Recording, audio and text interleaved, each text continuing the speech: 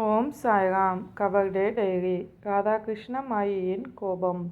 28/1/1912.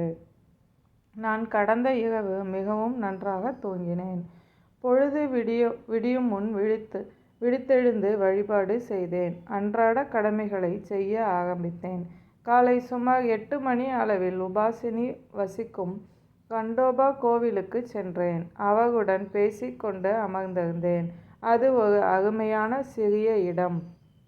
பாபு சாஹிப் வசிக்கும் இடத்தில் நாங்கள் பரமாமிர்த வகுப்பை நடத்தினோம்.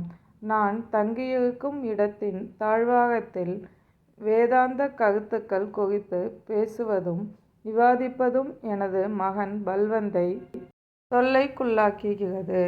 நாங்கள் மசூதியில் இருந்து சாயிபாபா வெளியே கிளம்பி போகும்போதும் பின்னர் திரும்பி வரும்போதும் அவரை கண்டு தரிசித்தோம். நாங்கள் காலை பொழுதை எங்கனம் கழித்தோம் என அவர் கேட்டார். நாங்கள் என்ன செய்தோம் என்பது குறித்து நான் அவருக்கு எடுத்து கூறினேன். அவர் சந்தோஷமான மனோநிலையில் இருப்பது போன்று அவர் காணப்பட்டார். மதிய ஆரத்தி எளிதாக நடைபெற்றது.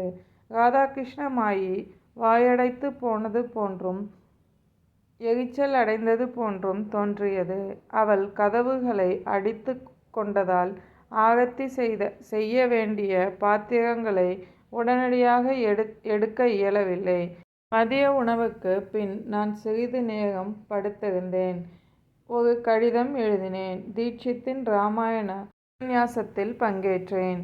சாயி பாபாவின் மாலை நேர உலாவின் போது நாங்கள் சென்று அவரை தரிசித்தோம். பின்னர் வாதாவில் ஆரத்தி நடைபெற்றது. பீஷ்மாவுக்கு உடல்நலம் குன்றியிருந்ததால் இன்று பஜனை நடைபெறவில்லை.